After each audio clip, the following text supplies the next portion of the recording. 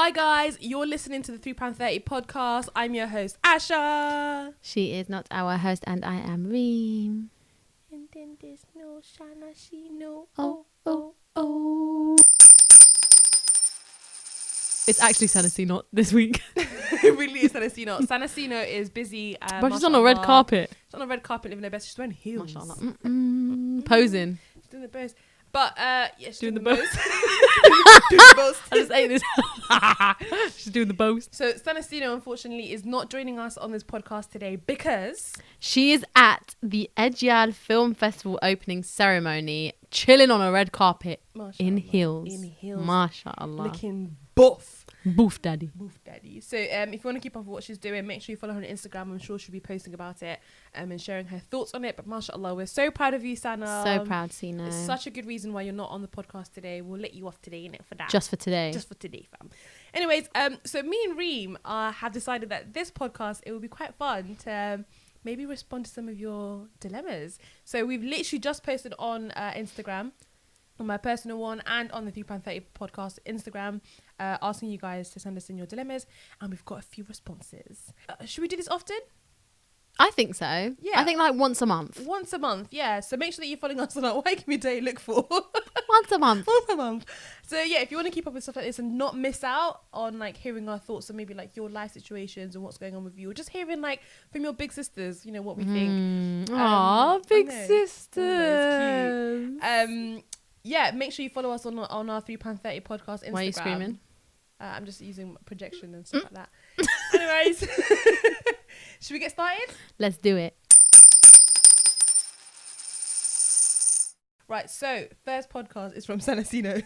Past cod past. So happens she's not here, fam. Remember, it's anonymous. Oh, okay. Well, someone said, my friends are trying to kick me out of the podcast. What should I do? Grow up. Turn up for shit. Don't get on a red carpet. Why can't we speak today? We're shy. We're so shook without Shino. We really are. She's normally the one that's stuttering for us. Like one go. Anyway, okay, let's get on to the proper dilemmas that people have been sending us. Right, so first dilemma: how to respond to people venting about similar scenarios repeatedly. I want to be truthful without being rude. As a friend, I find it draining. What should I do? This is a good one. It is a good one, and I feel like that's one that like loads of people can relate to. And it's funny because I'm sure we've all been in both situations. A, being the person that is venting about things and knowing that you're like deep down that it's a bit annoying. Like you feel it. You're like, sorry, I know I've spoken about this loads here, but I just need to get it off my chest. Yeah. And then on the other side of being like, bro, I've heard this bare times. I think there is a really... I think there's two things that we should be doing is A, being really mindful of how we are and being just really conscious of being that A person of when things are hard for us, just being conscious that people have their limits as well. And even though it's really important to be listened to and to listen to people, we have to kind of make things a little bit fair. And I always say like, there's a few friends of mine that I have who are so able to, no matter what's going on in their life, I know that they'll always have space for me, and that's and we have that kind of mutual thing. So I think it's one of those things which is a process that you build over time. It's not something that you can just click your fingers and that person just kind of stop venting about what's going on. But I do think there is a time for you to kind of take a stand and be like, okay, it is getting a little bit hard for me. And I remember doing that once after a friend had broken up with someone. There was a breakup and a friend was finding it really hard to kind of come to terms with everything, and it might have been, I don't know, like it might have felt like 7 months, but I'm sure it was about 7 months of kind of trying my best to be there like every day, kind of, you know, when you're just doing whatever you can, making sure that, you know, you're allowing them enough space, to the point where I was like, okay, there's no solutions now, and I understand you need to get things off your chest, but there's also only a certain limit. Like I am human, and there's only so much I can hear of this. And I remember it's not just hearing it. It's like someone's offloading stuff onto you. It is. It's like you're holding that energy, exactly. Yeah. And I remember saying that I was like, I'm so sorry, I just don't have the space to hear this anymore to this level.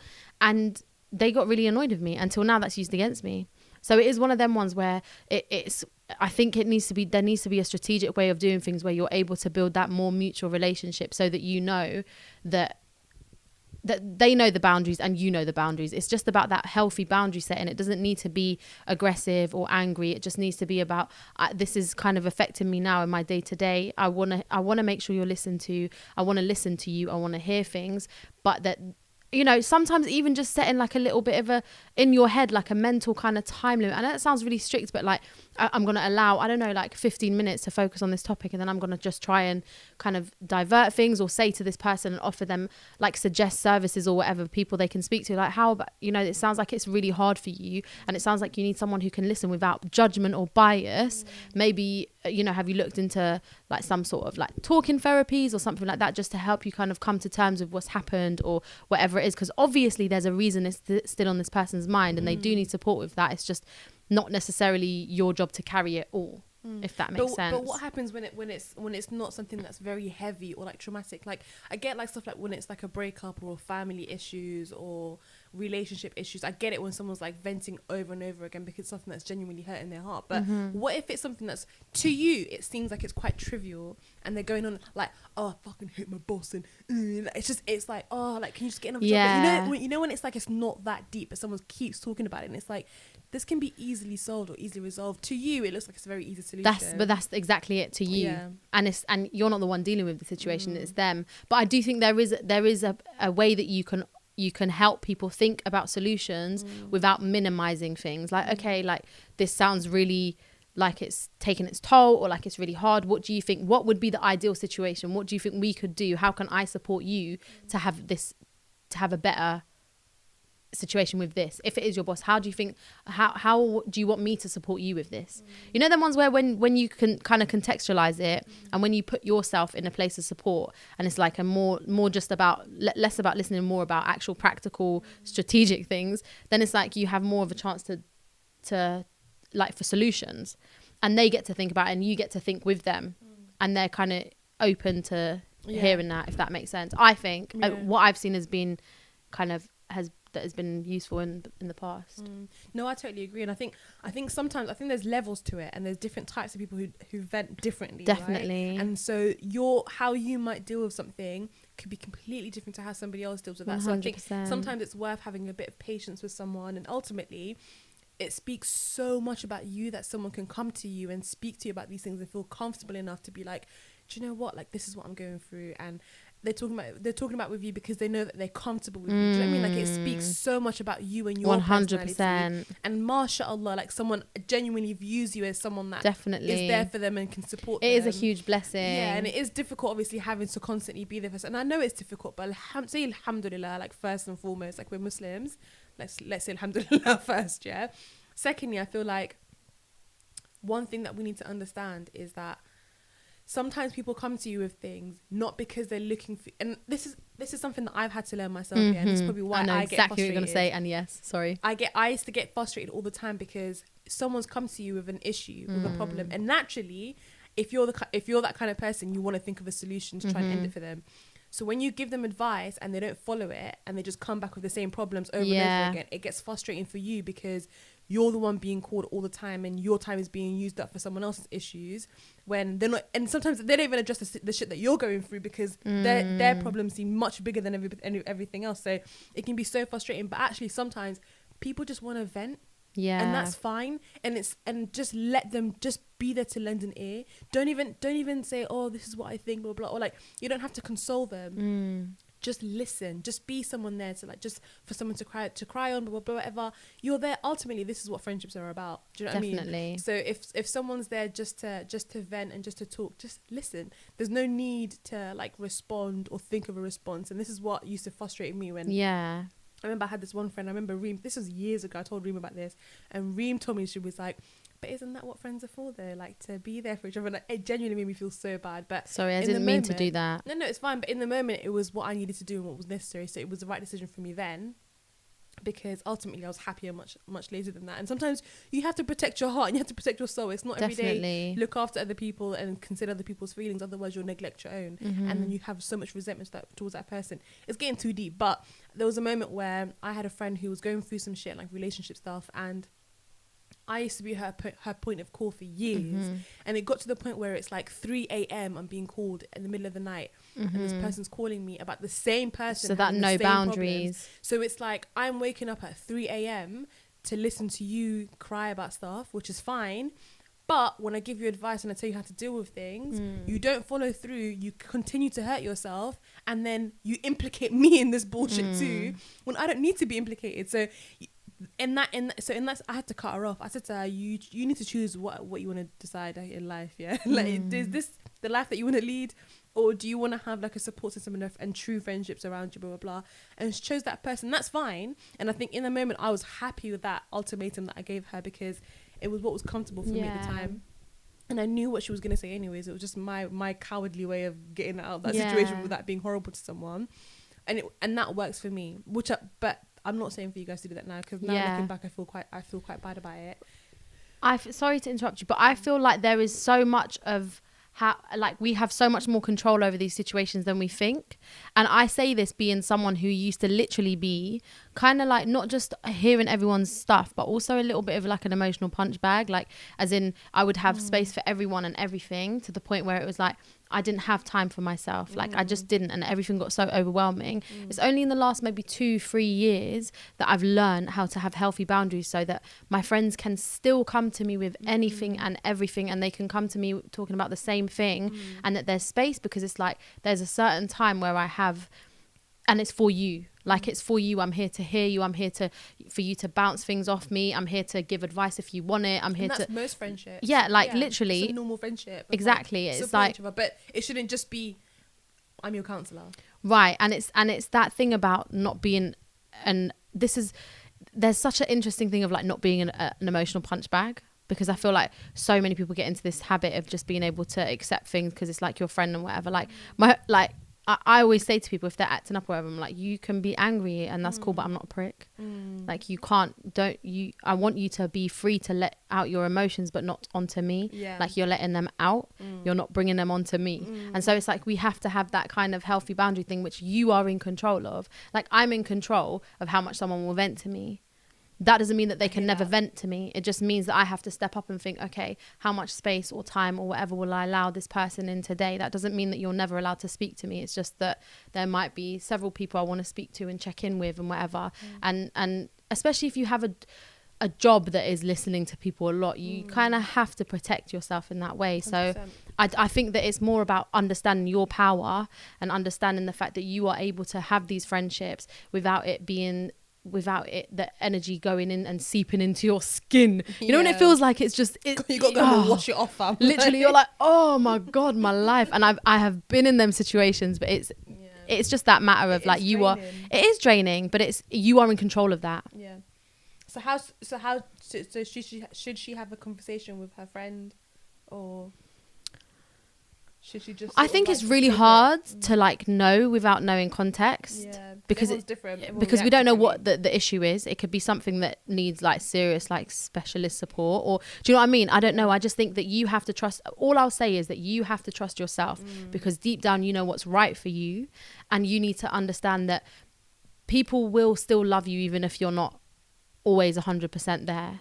Like, you can be when you're there, you have to be present, but you can't always be there, because that's just unfortunately how life is, isn't it? And it's just about trusting yourself that you will still have that friendship regardless. And as Burna Boy said, I can't come and kill myself. There we go. Look like after yourself. Look after yourself, sis. Honestly, like, it's not that deep. You don't always have to be there for people. And I don't know if that's good advice. No. Go on. You don't always have to be there for people. But also don't feel guilty about it. It's easy to feel guilty about things. Just follow your instinct, follow your gut. It will always tell you what's true. As Reem said. Anyways. Okay, hi. So I had my nikah 2 weeks ago. I'm still at uni, gonna have my walima next year, booked the venue and everything, but now I'm having second thoughts. I don't know if I want a big wedding party next year.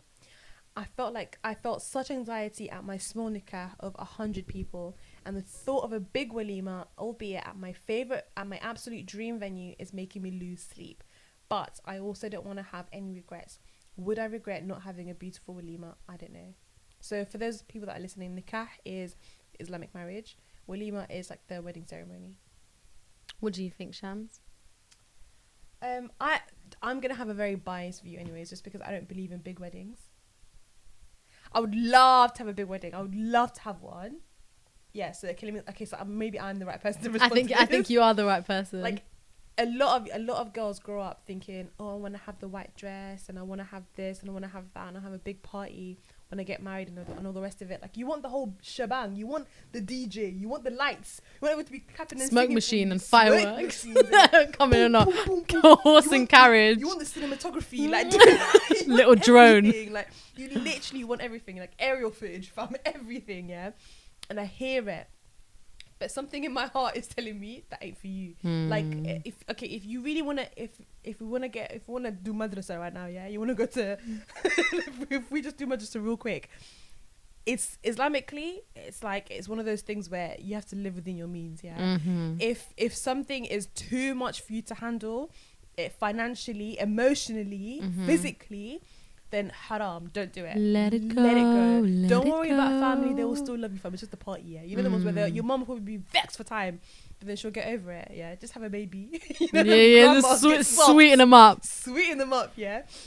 Nah, how are we saying to have a big wedding but have a baby instead? No, sorry, no, ignore us. Rewind. We're just joking. Dead bands. But yeah, like it's just a party, don't worry, like your family will get over it eventually. Just have like the nikah, she said it was 100 people, small nikah, bruv. That's the wedding. Yeah. That's enough, wallahi. Like you don't have to do a big thing. Ultimately, these big weddings are just to please other people, and people will still come to your wedding and be like, the rice was dead. There wasn't enough food. Oh, her dress was clapped. Why was her dress like that? Why didn't she wear hijab in front of all these men? And you know the ones where people always have something to say, and it's just start your marriage with so much khair, and start your magic. You know, start your marriage with with barakah, and the smaller the wedding, the more barakah there is. And like, this is what I've always said. People do all the time. It pissed me off. Yeah, people plan the wedding, but they don't plan the marriage. Oh. Nah, she looked directly in my eyes because she knew I was gonna get gas. That was a nice one, isn't it? That was very nice. I think if people put as much effort as they do in looking for a wedding venue and the flowers and caterers and what my bridesmaids are gonna wear into how are we gonna raise our children, what we would do when we have an argument, what's the ruling on this, what's halal and what's haram between us, so what's my right as a wife towards you, what's your right as a husband towards me, what's the correct way of doing values things? what are your like who understand are you? Yeah, let me get to know you. Like people don't have that anymore, and that's fine if that's what you want to do, fair enough. Like everyone, you know, to each their own. People are happy living in unhappy marriages and shit as long as they have the ring to show on social media and we made you in pairs in their bio. That's calm, yeah. But ultimately, if you feel like it's giving you anxiety just at the thought of like having a big walima and people are staring at you, looking at you, and it's making you feel shook, let it go. Don't do it. Like if you feel like you're an adult enough to now commit yourself to marriage, yeah, which is a big boy thing, yeah. Be an adult enough to make a big boy decision about the rest of your life. Like you won't regret it because in the moment it was what was right for you and it was what made you feel comfortable. And if in a couple of years time you think, oh, I really wish I had a big party, blah, blah, have one with your youths, man. Like, you know the ones where it's like no one actually cares. Have a small party, like take pictures, like make up for it by having family pictures and shit. Like you'll be okay. Like a wedding is not the be all and end all. Like you're like, you know, people have this feeling, yeah. Sorry, I'm gonna vent. I'm gonna talk bare, but when we're younger, yeah, we go through so many different stages of our lives, yeah. You get to a stage where you go to secondary school, you go to like uni, then you graduate, then you get a job, then you get married, and is that it? Like there's so much more to life 100%. Than a bloody wedding ceremony. Like who cares? Like spending 10 grand on like these aunties. People spend 30, 50, well 10 grand is like at the minimum, but like 10 grand is like, that 100 person well ceremony. spending so much money on like aunties that will still judge you anyways. Like haram. Like do what you feel is right, and it will always be the right decision, and you will never regret it as long as you're happy in that moment and you follow through with it and you know yourself. You're calm. I second everything that Shambak said. I really the reason I said that I think you should answer is because I really don't care for big weddings and all of that. I think that I think everyone is very different, but my perception of things in terms of for myself, what are you looking at? in terms of for myself, this is me speaking as me, I think that big weddings are wasteful.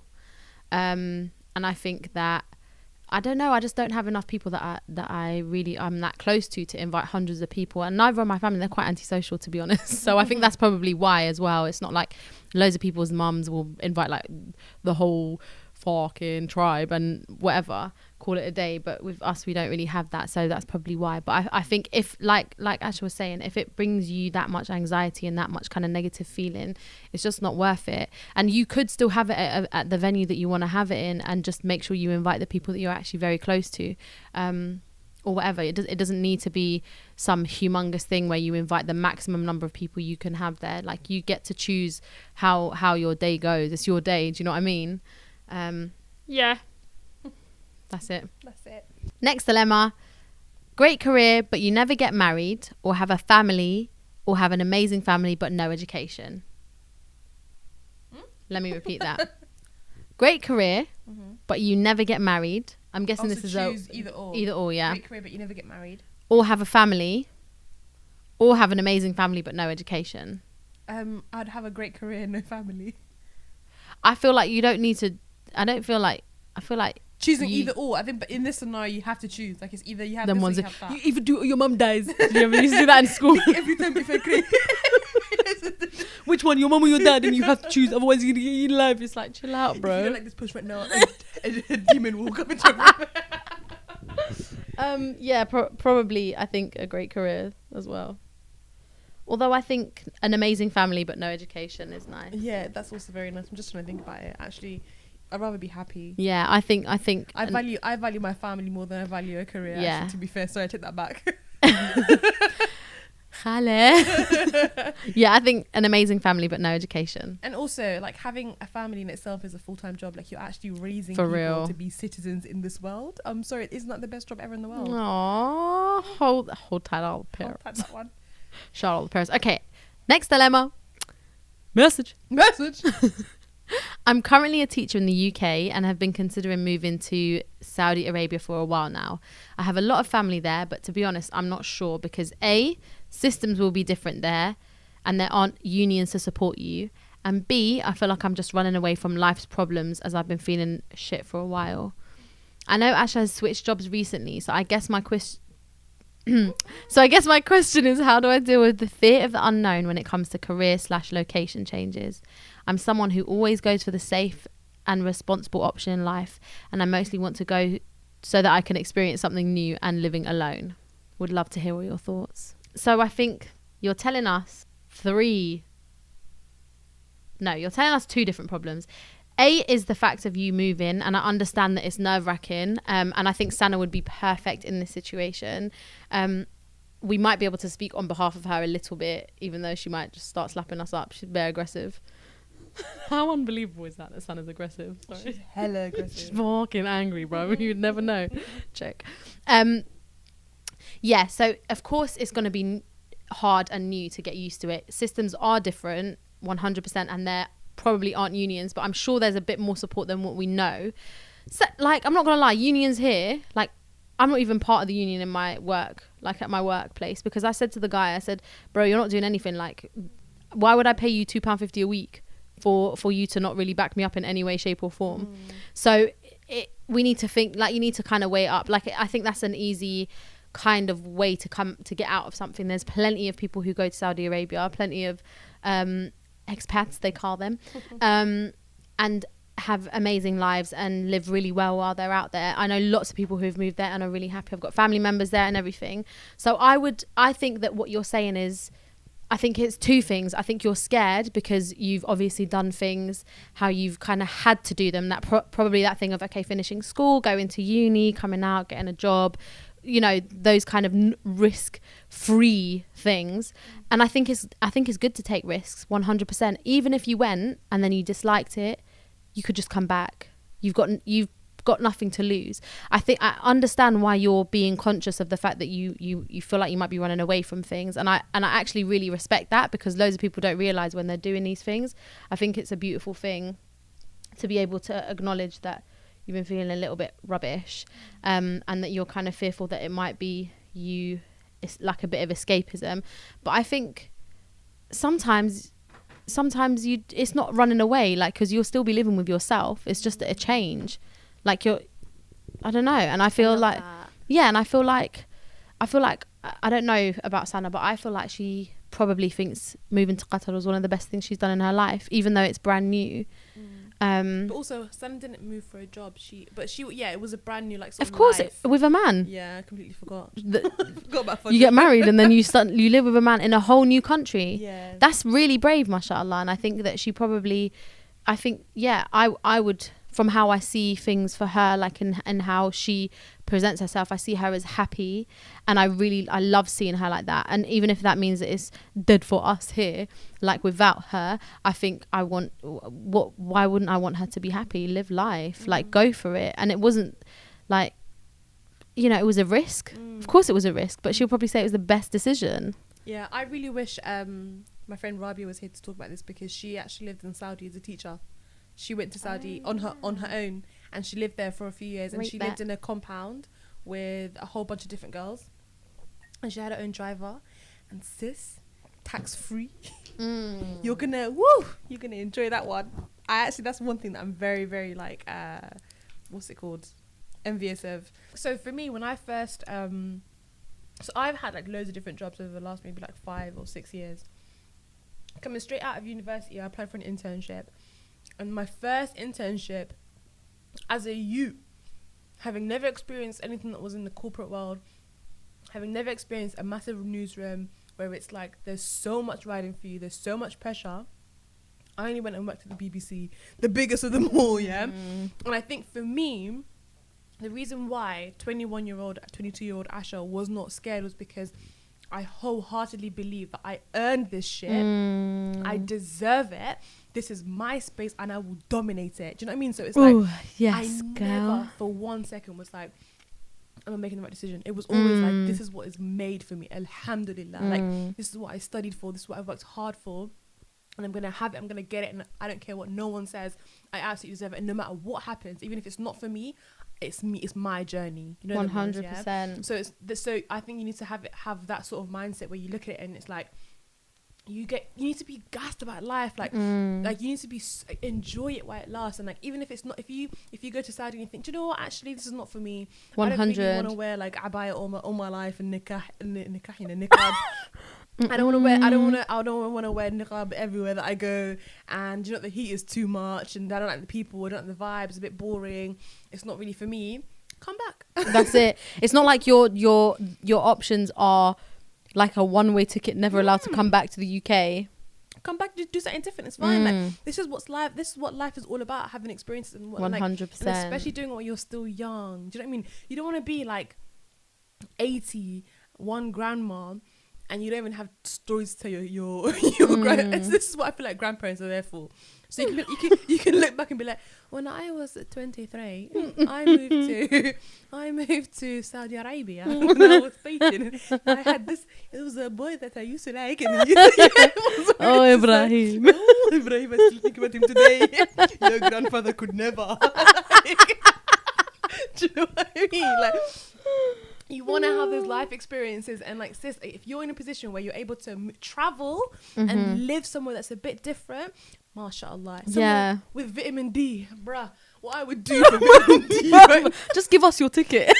We'll move. Like, honestly, like, you're in such a good especially position. if you don't have a partner and children to think about, because once that all comes along, life just looks very different. And you're you know, even though lots of mums get it really right in being able to think about themselves, so many of them, their life just becomes completely dedicated to being a mother and putting themselves second. So put yourself first, man. I think even like the field that you're trying to get into is so flexible. You can do so many different things. You don't have to be held down in London for like the UK, teaching these youths that talk back at you. Or, like, what? Fuck up, mister. Where's your nose so big? Miss your breath stinks. Why are they so rude? They'll take the piss, like, because you know when like you got a supply teacher and they don't really know what they're doing. Take the piss that actually, miss, we have sweets first before we have our snacks. You take the piss, so it's like you're bare annoying. So why not go to Saudi Arabia where you're teaching actually? Normally it's adults, that you're teaching English to, or like even just youth, but they're just so respectful. Like, don't do shit to you, man. They're just there to learn. You know them ones. But so my friend had a really good experience. She absolutely loved it, and like, she was dying to go back, and she made like lots of good friends, and like she goes at their friends for life now. Like you live with these people, do you know what I mean? So she proper enjoyed it, and I guess it's because she enjoyed teaching so much that it didn't really feel like it was too much of like a massive change and blah blah blah. She was just following her dreams and like do something that's different. So I think you should go for it. Honestly, I really should. I think whenever an opportunity like is knocking at your front door, I think it would be such a waste for you not to at least try and see what it's like. And if you don't like it, it's not the end of the world. You come back and be like, I tried, give it a go. Not and for you me. never learn from perfect situations and staying in. Ever. You just never. It's like the best lessons come from you having to push yourself a little bit in terms of like out of your comfort zone. And I think it's and I feel like we have communicated some bits. I feel like me and this person have had a little bit of communication on Instagram and that, and I can just see that you're so self-aware. Like I said, you know exactly where you're at and what you want. So I think you know the answer. I feel like you know you want to go. Don't be the youth that's at the window watching their friends play. Like you know them was like, I want to go. It's fine, and like you're not missing out on anything, because as Reem says, like you're not missing out because you're still you. You're living your own life. You're in your moment. What are you missing out on? You know them ones where it's like no one's enjoying without you. Like you're enjoying by yourself. It's okay. Live your life for yourself, man. You'll be alright, sis. Okay, next dilemma. I was on the bus and switched seats but left my umbrella on the previous seat. Some old lady came along and sat on said seat. I thought, calm. When it gets to my stop, I'll pick up my umbrella up on the way. I'll pick up my umbrella up on the way. So I thought, calm. When it gets to my stop, I'll pick up my umbrella on the way. Plot twist, the old lady gets up with my umbrella. At this point, I'm thinking, is this old lady really teething my umbrella? So I get up and I tap her on the back with an excuse me. I need to hear the end of our conversation on the bus with the bus driver, where she was like, it's been left on the seat, so I thought I'd hand it over. She turned around and I said, yeah, that's my umbrella, acting all shy now because the whole bus really just saw me trying to accuse an old lady of theft. Question. Should I have approached her for it, or should I have just sat on my seat? Also, what would you guys have done? I'm done. I would have let it go. I think I probably would have let it go. I would have felt too bad, I reckon. Why are you like this? Honestly. I think it's like a London thing more than anything. Like, just watch them take your umbrella. I would have just breathe it. Just watch them like, okay, then we get rained on. Then you just can't say anything. Actually, no. I think we're lying. I think we would have said something. Oh no, I wouldn't have. I think you would have. I would have probably said. I probably would have said to the woman as she picked it up, "Oh, excuse me, that's my umbrella. I left. I was sat there and I moved." I probably would have said that. I would just leave it. It's gone now. It's your umbrella, old lady. It's your umbrella, sis. I've just left it. And also, old ladies are so like busybodies, fam. It's just like taking the umbrella to go hand it to the driver. Like, why? Mind your own business, fam. Reem's dying because she just recently found out the true meaning of busybody. Allow me. But anyways, I think it's a genuine problem. I'm not gonna lie. Like, people, especially on TV, like today, Like being a bit passive. Oh, today I was fuming. Yeah, fuming. I was on the circle line. I was fuming. I was on the circle line. This woman, it's a packed train, yeah. So, and you know how the two seats next to the doors, the seats opposite. Like, nah, you don't know. You ain't never been on a train before, have you? You know when you're walking through the door, there's a seat here and there and here and there. On what? The seats that are closest to the doors. You know how it's yeah, like there's a row of seats. Yeah, it's just, and then the ones on with either the end. screen. Yeah. They're meant to be for like old people and for the priority seats. Priority seats for old people and for like people carrying children or whatever. Yeah. Mothers and pregnant women. Anyways, so then this woman gets on the train. Yeah, Circle Line, 6 p.m. It's a bit packed. Yeah. What? Chapter 63 verse 4. You're finished. Mad. So then this woman gets on the train, yeah, with a pram, and I think she's with her mum. And did you not like the tea? I'm gonna have it in a bit. You not like it? No, I'll heat it up. It's fine. I love it. Heat up how? We don't have a microwave. I'll have to just back it. So she gets on this train, yeah, and she's with her mum, and her mum's pushing the pram, but she's holding the baby. Mm-hmm. I'm on the other end of the carriage. Yeah. And I'm preying every single youths sitting on the priority seats like this, avoiding eye contact with his mother with a newborn baby. The baby, you know, when you're trying to put a baby down and they're like stiff, straighten themselves out like this. Yeah, the baby was not trying to sit back into the pram, so she was holding the baby like this, and it was my knees were hurting from standing up. Imagine her. I was looking at them. You know, them ones where you're making eye contact with everyone. They let them know I see you and I'm judging you. Like, you're disgusting.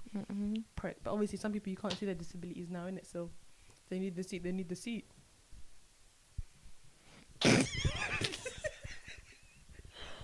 How did we get here?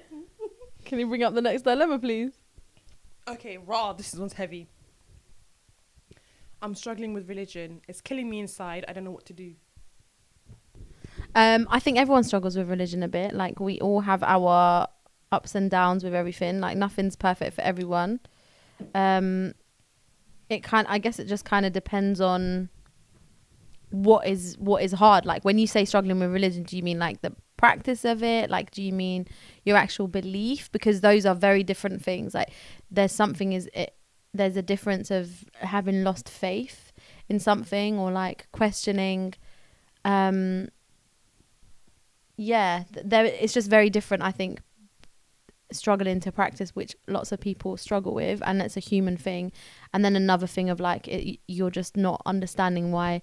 Like, I guess, how do I explain it? Do you know what I mean? Like, there's a difference between struggling in practice, like finding it hard to get your 5 times, then struggling with your actual faith and doubting that there is. I don't know. It's really hard to speak on it when you're not knowing what the struggle is. Like, what is it exactly? Yeah, I think what is hard. I think it's really difficult. I think for a lot, and I've seen a lot of Muslims actually. I don't know if you're Muslim or not, but I can see, like, personally. Me. The person that's I was like, wow, sending shop. I don't know if you're Muslim or not, but you know. But so I made a decision. Actually, a couple of weeks ago, I had a conversation with one of my friends, and she was saying how, Islamically, you know how they say, like, there'll be different sects of Islam, and only one sect will be admitted into heaven or whatever, blah blah. Only one is the true one or whatever. Yeah. So my friend was like, why are people calling each other Sunni and Shia? But just say that you're Muslim. You know the ones where you don't want to be shook and be like, yeah, I'm Sunni all the way. You never know, maybe that's not even the right one. You know the ones. Yeah. So like now, if you ask me, like, I'm gonna say I'm Muslim. I might follow Muslim, like, Sunni scholars and like what their teachings are, but ultimately I'll just say I'm Muslim. Like, and it's such a personal thing as well. I think people don't need to know. But but I've seen a lot of Muslims have been suffering a lot with like faith and their beliefs, and like. And partly is because you've been raised as that. Do you know what I mean? So you grow, all you've known is Christianity, all you've known is Islam, all you've known is Hinduism and Sikhism and blah, blah, blah. You've never been able to think for yourself and make decisions for yourself in the future. You only know what's right in front of you. So sometimes I think as well, I'm like, right, if I wasn't born Muslim, would I be Muslim? Yeah. It's like you haven't chosen it. Yeah. So I think what you need to do is maybe do some research on the deen. I think try and figure out what it is that you're struggling with. If it's like your actual faith, figure out what it is that you don't like about the religion. Yeah. Do your research. Speak to people who are educated and know what they're talking about. So that's not your friend that goes to Jum'ah Salah every single week. Yeah, you need to actually go and speak to an imam at the masjid, or like speak to a governing body, or whatever it is. Like I'll try and find some stuff as well, and maybe we'll link it in the description box and on YouTube. But I think what I would suggest is like do your own research, find out what it is exactly that you hate about the deen or whatever religion that you are. Not necessarily hate. That you dislike about it, or that's hard for you to accept. Yeah. Find out about it. If it's not for you, Allah Ya'ala, make it a decision. You know the ones where it's better for you to. I've always said it's always better for you to. I'm not involved, God. Whatever she says next year, that's on her. No, I'm joking. I'm joking. Because you know what they say, like only Allah can 100% can lead you to Islam, and only Allah. Like, you know the ones where it's like, if it's meant for you, then it's because of Allah. You know the ones. So if it's not for you, then I think deal with that, but don't feel guilty about it. Like, there's no need to feel guilty about faith. I think especially when, it's difficult though, especially when you live in a household where everyone's one belief, and like someone's calling you to wake up to pray Fajr, and you're like, I'm not really on it like that, so you got to fake it. Like I can only imagine, like how difficult that must be. So I think it's really hard to speak on it without knowing exactly what is challenging, because we are speaking from the way I think we have interpreted it is as like, I'm finding it hard to practice, but it could be something different. So it's really hard to have an opinion on it.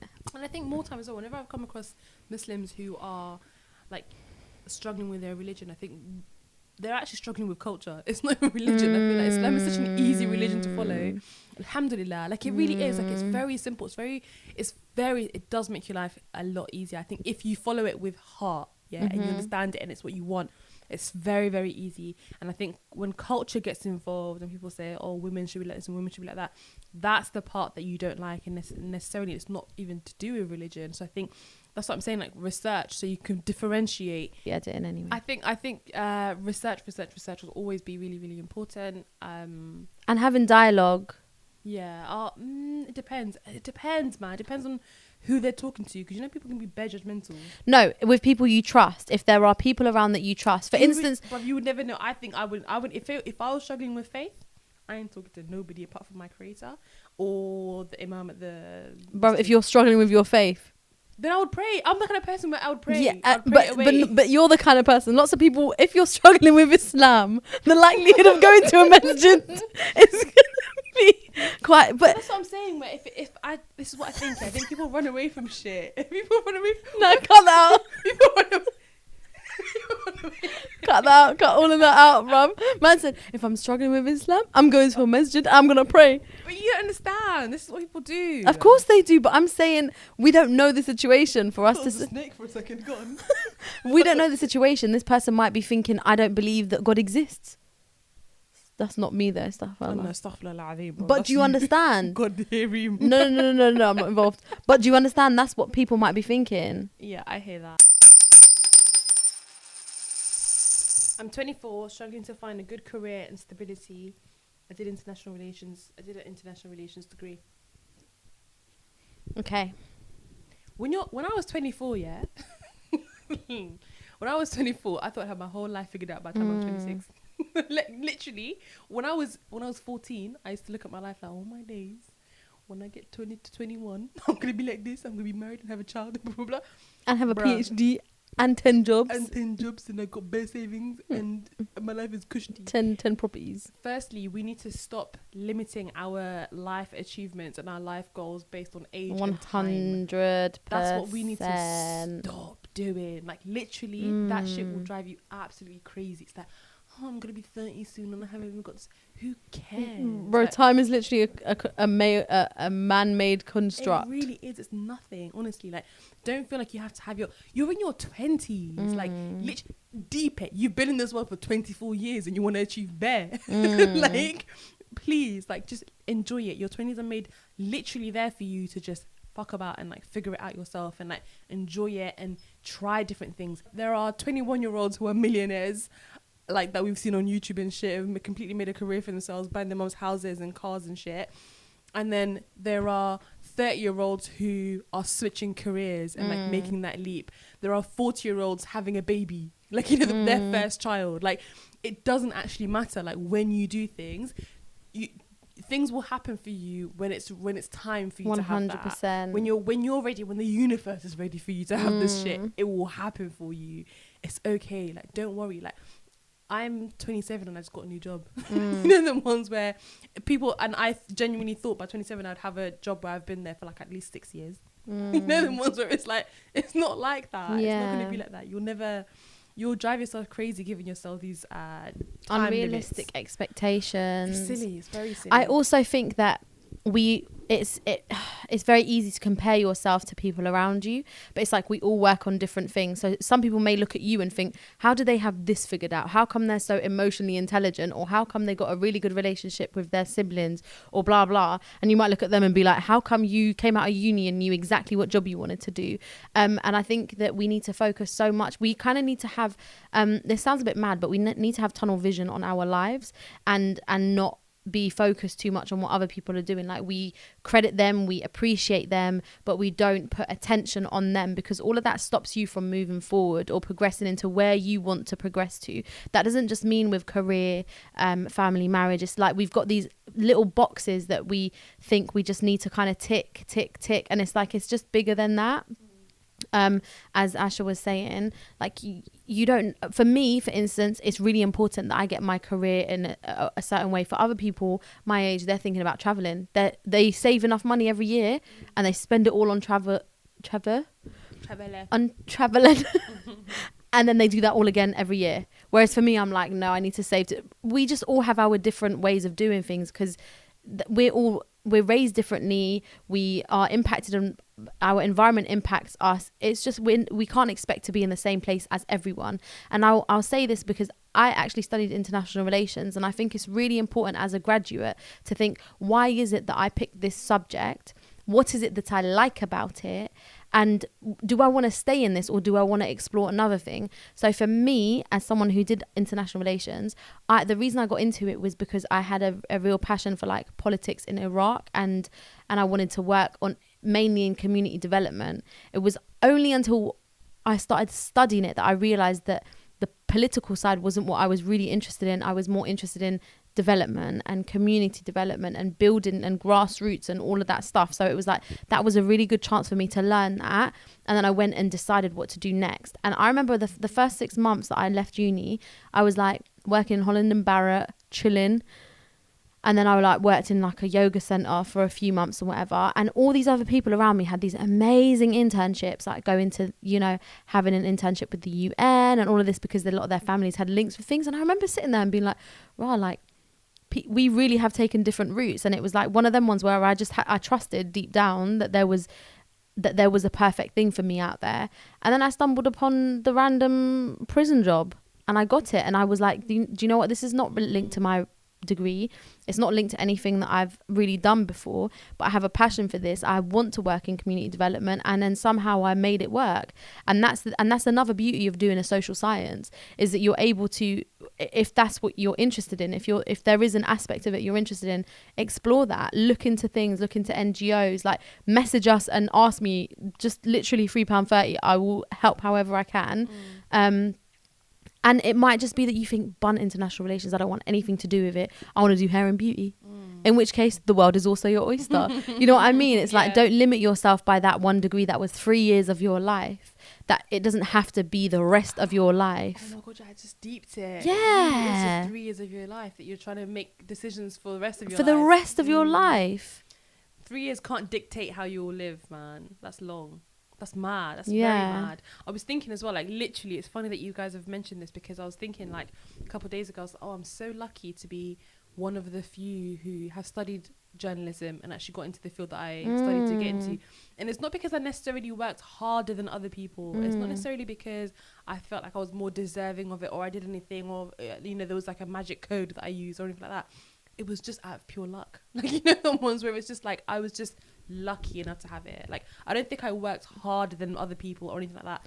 It's just like, it was just my time, and that was it. Like, alhamdulillah. Can I also say though, there is something that I think is really beautiful about you, mashallah, and both you and Sana. Unexpected. And I think that is that you, she's gonna start crying again, that I think that you acknowledge and understand that you deserve it.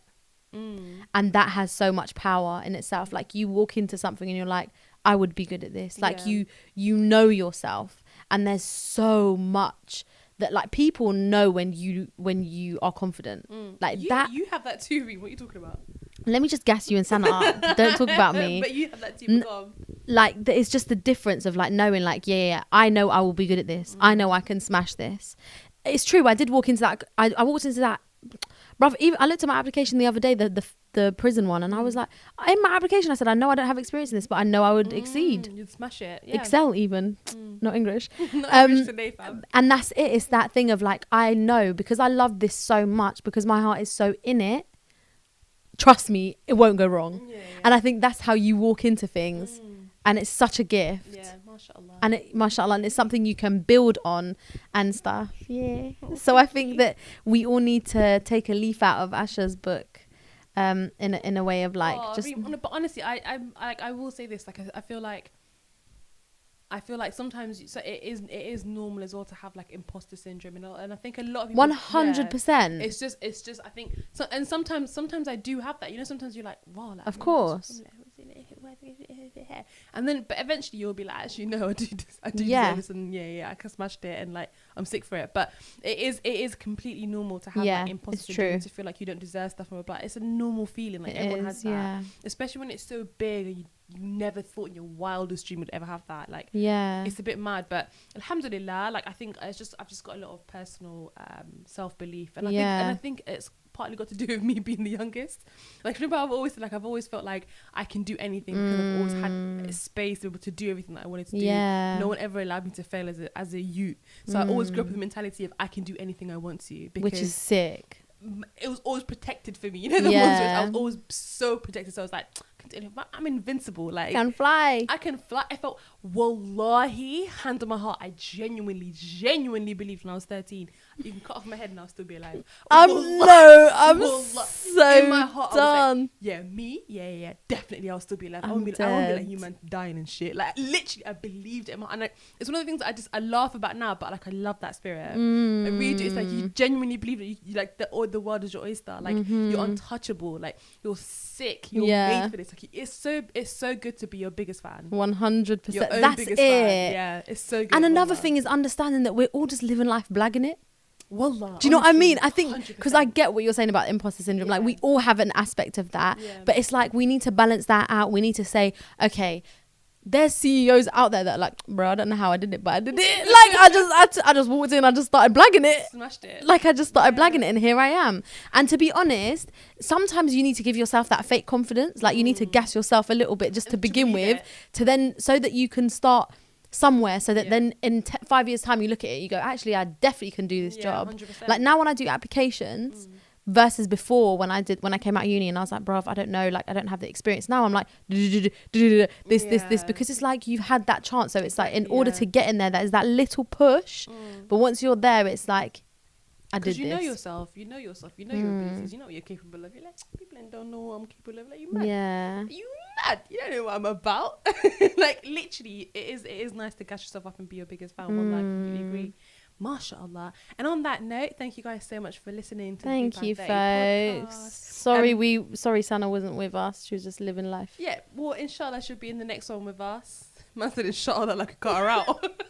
We fired her. £2.20. If you want to keep up with us on Instagram, we are at £3.30. I'm on Asha every day. Sanasino is Sanasino on Instagram. With 2 eyes. With 2 eyes. And if you want to keep up with Reem, she is the master, the eyes, the heart, the feeling, the fingers behind £3.30 podcast. It's been a little bit quiet recently. Not app. I can't even know. She's behind our Instagram account. So if you want to speak to Reem personally, message her about anything you want to message her about, she's there. You can find her there. We are available on anything and everything that you listen to podcasts on, except for SoundCloud. We don't fuck with them, man. Why are we so angry with them? Like, we always have to send for them. We don't have a mixtape. Every single week we say the same joke. We ain't got a mixtape, man. Anyways, thank you guys so much for sending in your dilemmas. We actually really enjoyed this. I like it as well. Thank you guys for being honest as well, and sharing these things, because that it means a lot, and that you trust us with your dilemmas and stuff. Yeah. Mashallah. Anyways, bye.